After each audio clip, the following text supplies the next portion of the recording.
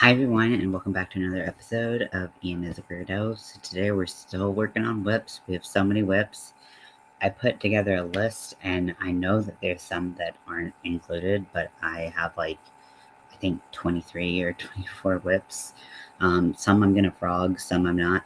It's a lot. So I'm gonna share the link of the one that I'm working on tonight. It is a free pattern on a blog. And so this was created as a candy dish, and it's a coffin candy dish that I thought was so cool, and I thought it would be really nice to have on my desk and hold hooks and whatnots for crochet. And then I started making it, and I was like, oh my gosh, this is huge. And I should have known, but I didn't put together that this is going to be a huge just in size project. And I was like, what if I made one of those tops that's just kind of like a front and then just like straps like that, the straps. So I'm basically just making the coffin base, and then I am going to straps. So I'm using a gray yarn. I've been using quite a bit of gray yarn recently. Maybe this is like a stupid thing to say, but I don't use a lot of gray often, and I'm like, why don't I? This is awesome. I use a lot of black, but I don't use a lot of gray, and I'm just like, this is really nice. It's close to black, but it has a little bit more shine, a little bit more dimension, and you can really see the stitches a little bit better. Not just in making it, if you're one of those people who has a difficult time making things in black yarn, but it also just, you get more stitch definition and things. It's really nice. So this is done with a herringbone half double crochet, which sounds more complicated than it is, I promise. It's basically the equivalent of doing a extended single crochet, except you're doing a half double crochet. So sorry about that. I don't know what happened there.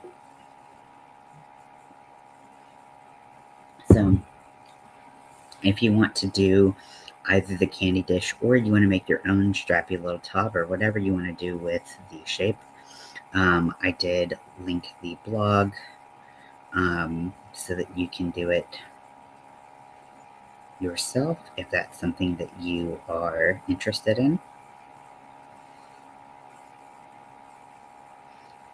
I've also so I cleaned them today, which was nice and felt good and productive. I had therapy today. And then I've spent some time not only writing down all my whips so I can kind of keep a list of those, but I also am pretty much, I'd already created a list of whips, so I was just updating them. But what I also did is I was like, I have so many patterns that I've bought or saved for free, like from a website like Hobie or blogs or things like that, that I just I don't I've never, sorry, my nose is real itchy.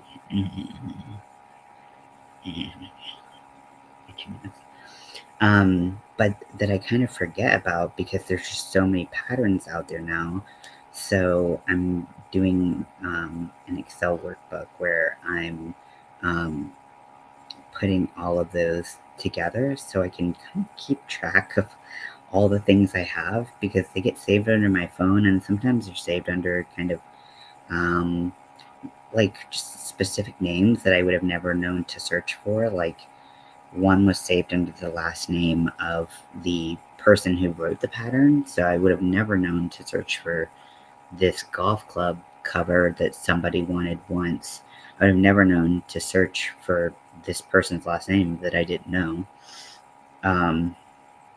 So I've just gone through, and now I can, I wrote how to find them in my phone, and I've also created a folder for crochet patterns. and just really patterns in general. So this is what the top of it looks like. So you can see that the top is angled and then it's straight from here for about like what, 20 rows. And I'm gonna adjust it to my body so that it seems like it fits right. And then also there's obviously some volume in certain places. I wish there wasn't, but it just is what it is. And I think it'll be a nice, cute little top. So, and then I also got some, when I started making this, I thought how cute it would be to have some like spider web detailing in it. So I got some silver crochet thread, some Aunt Lydia's crochet thread in metallic silver to do some spiderweb details. Because at first I was going to do like an RIP or something like that, but I thought I could have a little bit more fun with it.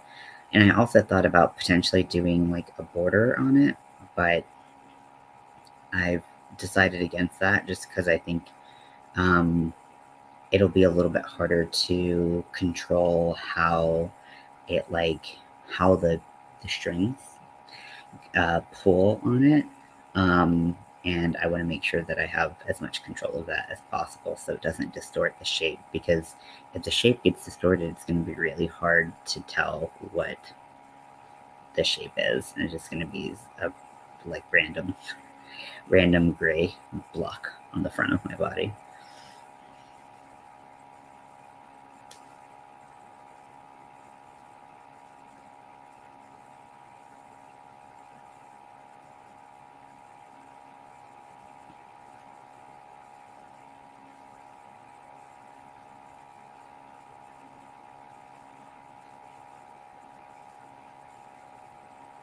And I'm using an eye hook, right?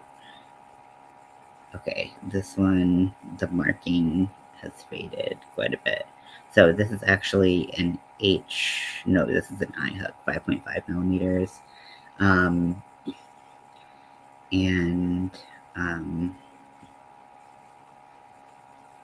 this is what was recommended by the person who wrote the pattern.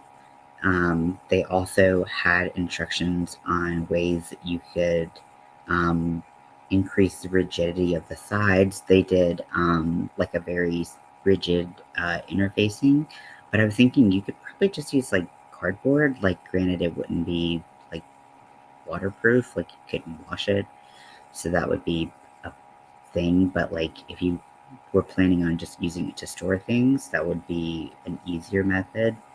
There's probably got to be some alternatives that you could just find what is lying around your house. Wherever you have like plastic sheets or like just like something a little bit more rigid, I'm sure you could find ways to accommodate that. But if that's what you are looking into, this pattern exists for you to have fun with. So I would be interested in seeing what other people make with it if they do decide to make it into a candy bowl or like a storage type of uh, vessel. Can't believe it's midnight. That's pretty wild because it just doesn't seem that late. But I guess I've been kind of like lost a lot of the day, just kind of in my zone. Um,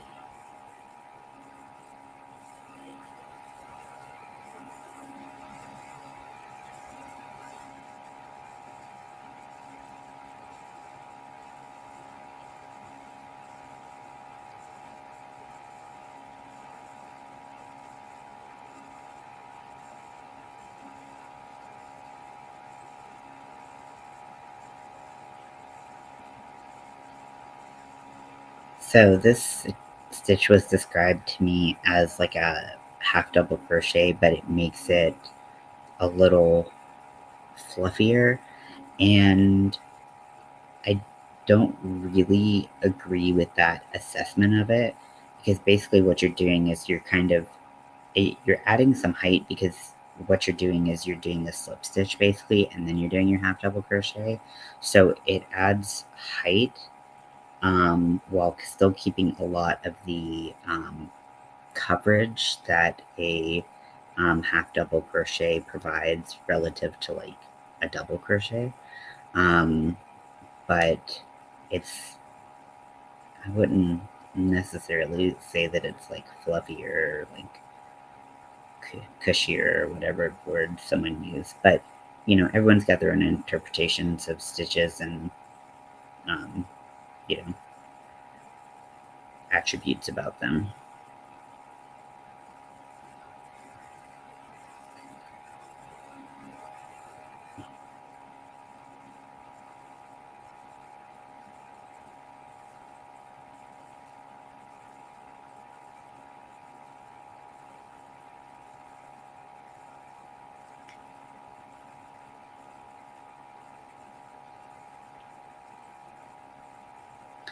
I think I've talked about this hook at length before, but this is actually my first Furls crochet hook.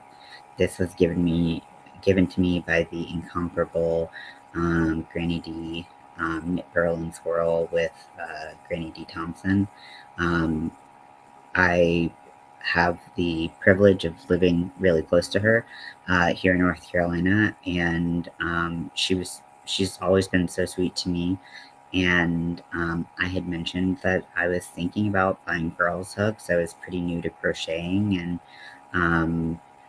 but I was really nervous because it was such a financial commitment, and I didn't know if I would like it. And I had only crocheted with really, like, I think at that point, like two types of hooks, like the cheapest set that I could find on Amazon, and then I had tried.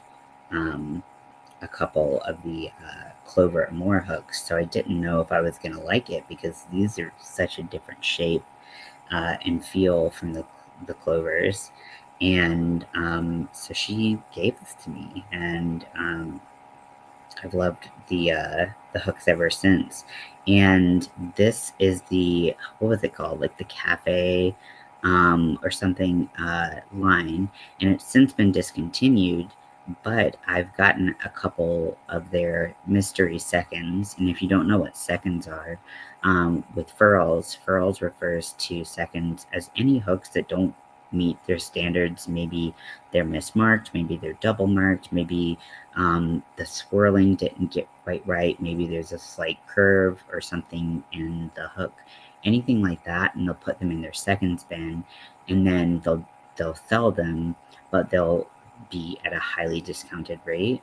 So, or maybe like the sizing isn't quite right. Anything could, go quote unquote wrong in the production of the resin hooks to create a second. So if you specified the size that you wanted, you could get one of these mystery seconds. And in two of the seconds that I've gotten the same line of hooks. So it's really nice to see that line. I have a couple hooks to complement this one. Not that I care like a whole lot about that, but it is nice because this is like a special hook to me because it's a gift given to me by someone who was just being so unconditional with her affection and love, and just wanted to help me, see if I liked furls and see if, you know, in, like help me continue my love and discovery of crochet. So it's a very special hook to me. I don't use a 5.5 often. Um, and so I think that's, maybe she doesn't either, and that's why she gave it to me. Who knows? But whenever I do get the chance to use it, I always kind of think back on that, exchange and how lucky I am to have her in my life. And I'm always really thankful for Dee. She's very sweet. Um, and I've had the chance to meet up with her in person a couple times. I live a little further away from her now than I did when I was in Charlotte, but I'm still really not that far. I just haven't seen her in a while. But I hope she's doing well. I haven't been as good about catching her lives because I feel like I'm always on like a different time schedule from her, but we migrate around the same circles, so that's nice to see her in the occasional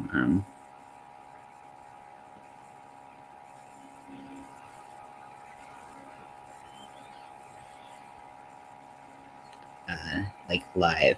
Now, if for whatever reason, let me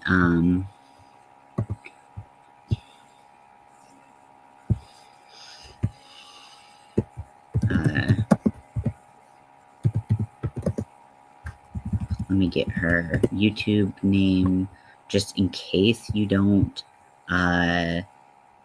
follow or you haven't subscribed to her channel or checked her out. She's a very sweet person. She's very zany and entertaining. I've just got nothing but love for her. And definitely worth checking out if you haven't checked out her channel. I would highly recommend her.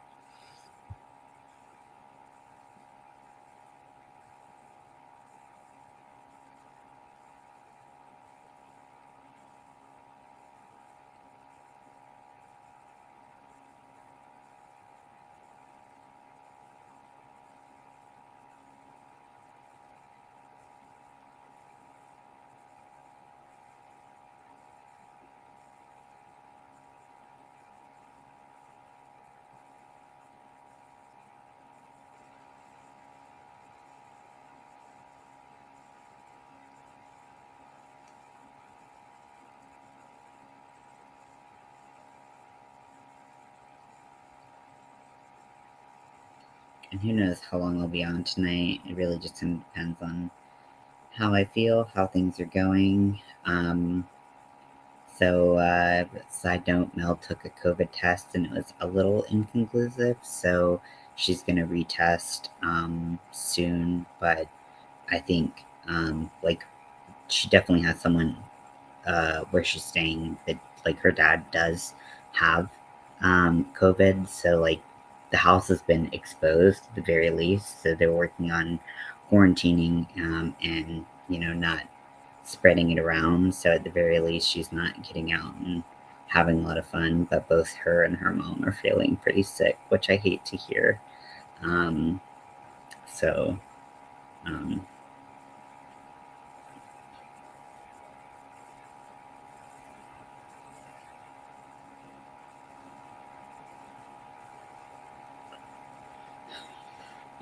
so yeah, please keep her and her family in your thoughts. Hopefully, this is a mild case, and hopefully they start to feel better soon.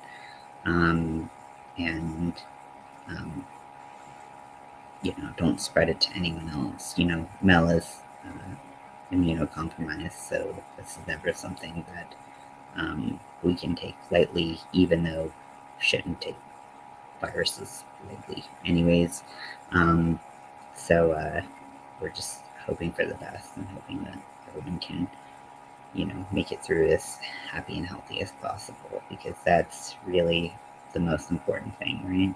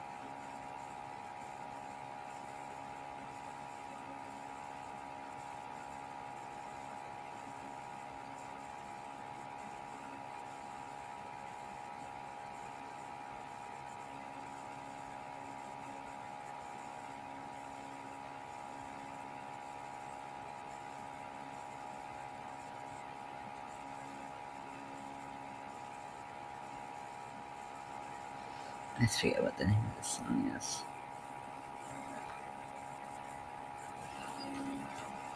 This is Pandora. Let's see. Pandora's been so weird. Like, it's not showing me what.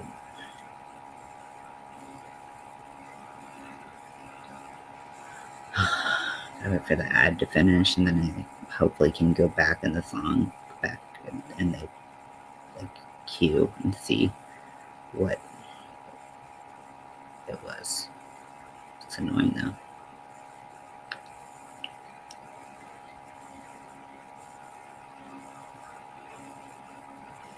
There's another ad.